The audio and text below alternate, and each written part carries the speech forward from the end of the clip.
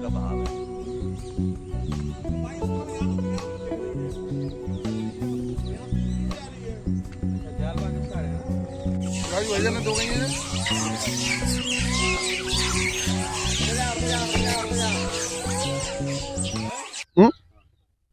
यूं तो आगरा का इतिहास काफी पुराना है। आगरा पूरे विश्व के अंदर विख्यात है क्योंकि आगरा के अंदर 8वां अजूबा ताजमहल है।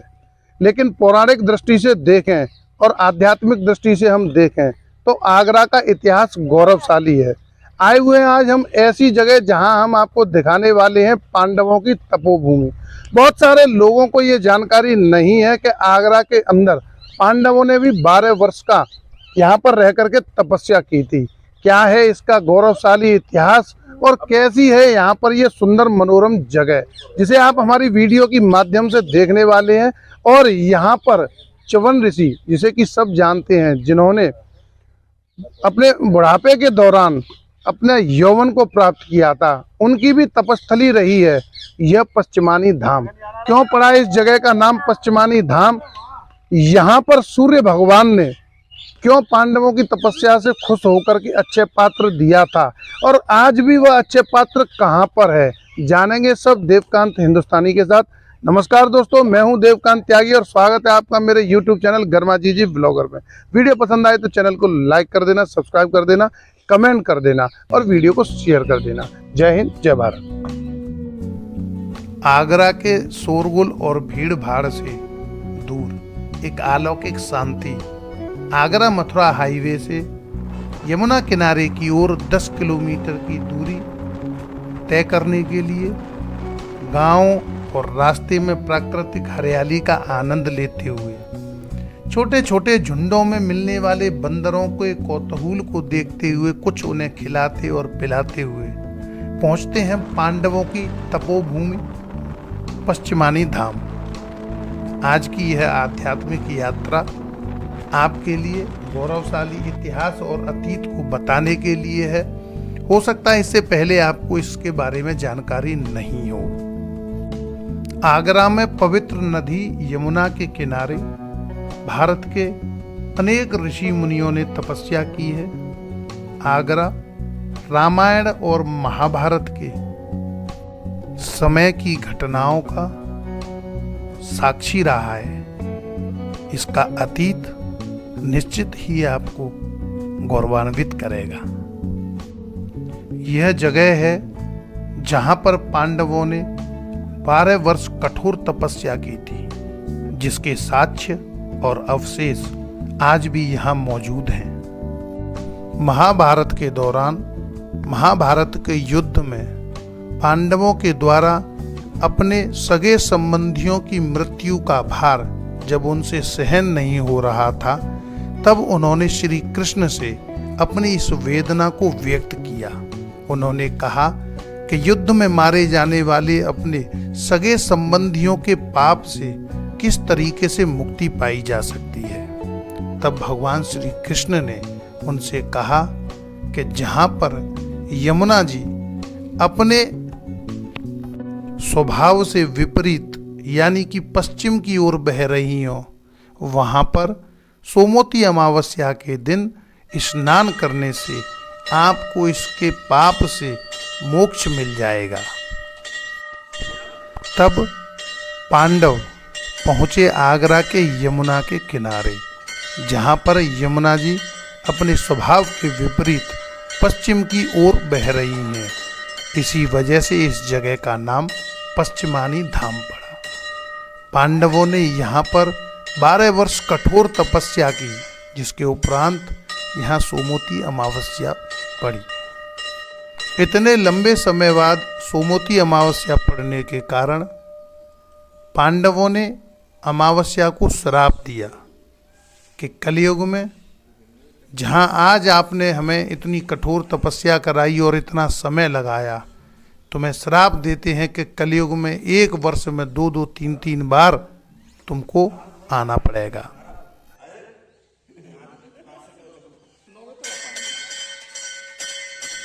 ऐसी मान्यता है कि युधिष्ठिर की कठोर तपस्या से प्रसन्न होकर के भगवान सूर्य ने उन्हें यहाँ पर अक्षय पात्र, जिसका कि कभी भी अन्न समाप्त नहीं होता, उसको यहाँ पर दान में दिया था।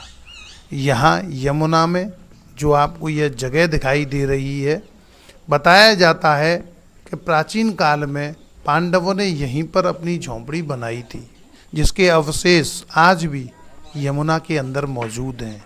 यहाँ पर एक गहरा कुआं हुआ करता था, जिसके अंदर अक्षय पात्र आज भी मौजूद है। महात्मा जी ने यहाँ पर बताया कि च्यवन ऋषि, जिन्हें कि आज दुनिया जानती है, जिन्होंने च्यवन प्रकाश की खोज की और अपनी बुजुर्ग अवस्था में यहाँ पर घोर तपस्या करने के पश्चात उन्होंने यौवन को प्राप्त किया था। शहर के कोलाहल से दूर शांत वातावरण और वहाँ पर शिव के दर्शन। पौराणिक मान्यता है कि यहाँ पर जो ये शिवलिंग स्थापित है, निश्चित ही इसको भीम ने स्थापित किया होगा, जिसकी कि पांडव पूजा किया करते थे। सोमवती अमावस्या के दिन आज भी यहाँ पर लाखों की संख्या में भक्त आते हैं और यमुना किनारे स्नान कर उस पर्व का आनंद उठाते हैं। वैसे देखा जाए तो भारत की भूमि पग पग पर एक इतिहास की गाथा और कहानी सुनाती है हमको।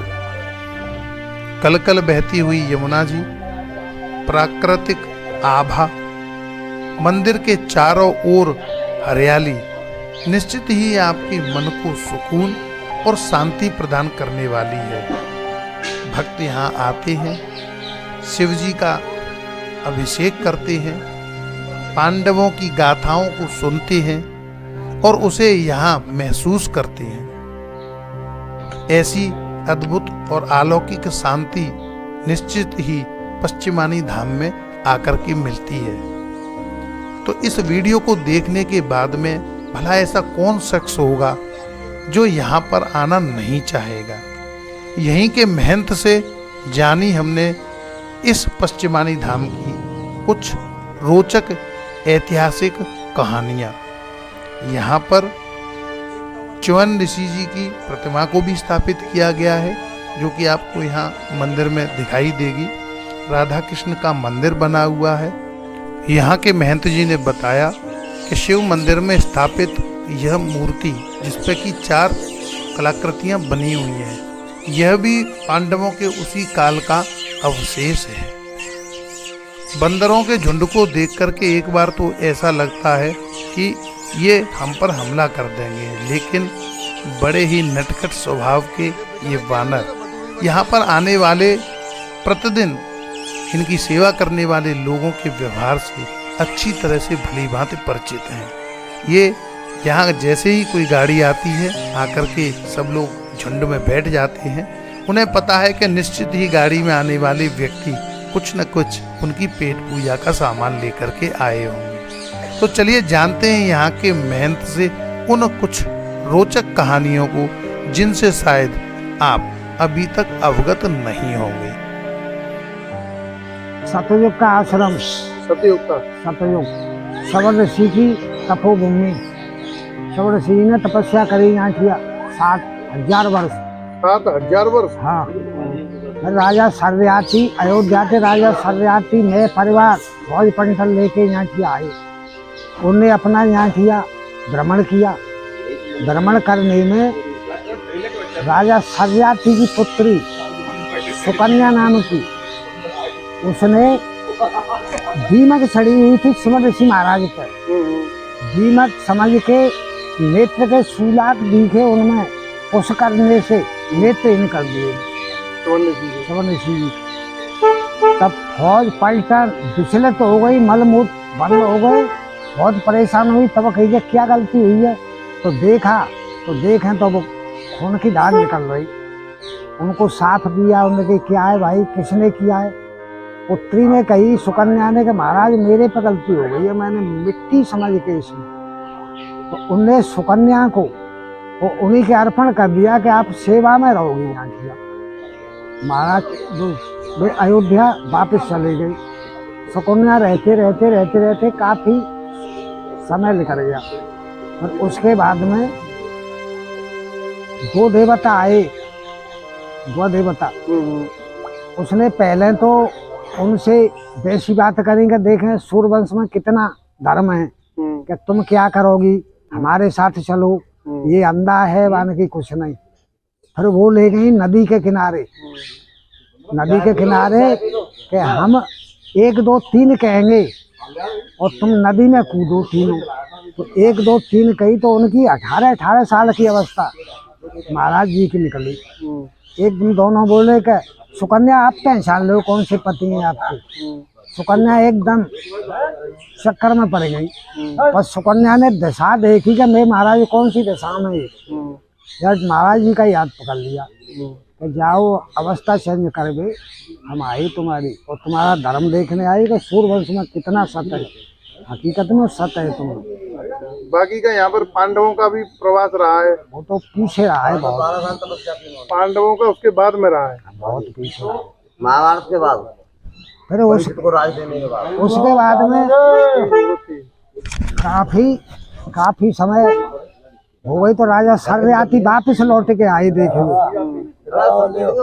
तो अवस्था देख के एकदम तलवार लेके और लड़की पे और दौड़े भी, तूने क्या किया, ये सूर्यवंश का नाम।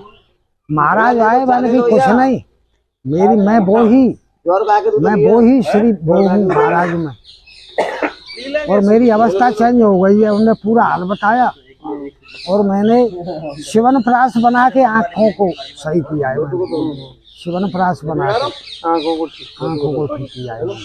अरे यहाँ से महाराज तपस्या पर बैठे, सुकन्या पे जल मांगा के थोड़ा जल दो, सुकन्या जल लेके आई, सुकन्या जल लेके आई। जब तक समाधि लगाई गई तो 10,000 वर्ष समाधि लगाई। किसने? सुकन्या ने? नहीं, महाराज ने शिव ऋषि महाराज ने 10,000 वर्ष समाधि लगाई। 10,000 वर्ष समाधि लगाते और सुकन्या हाथ पर जल लेके खड़ी रही, लेकिन शरीर में कुछ नहीं रहा, हड्डी हड्डी रह गई। 10,000 के बाद समाधि खुली तो सुकन्या की आवाज आई कि हाँ कि पानी नहीं लौटा मैंने कही रुको, खड़े होके हाथ फिराया, सुकन्या शरीर फिर पानी पिलाया, फिर पानी पिलाया। फिर यहाँ पे रेणुका धाम को चले गई, माँ परिवार शनिदेव रेणुका महाराज, परशुराम जी के परबाब आए, शिव ऋषि परशुराम जी के परबाब आए। शिवन।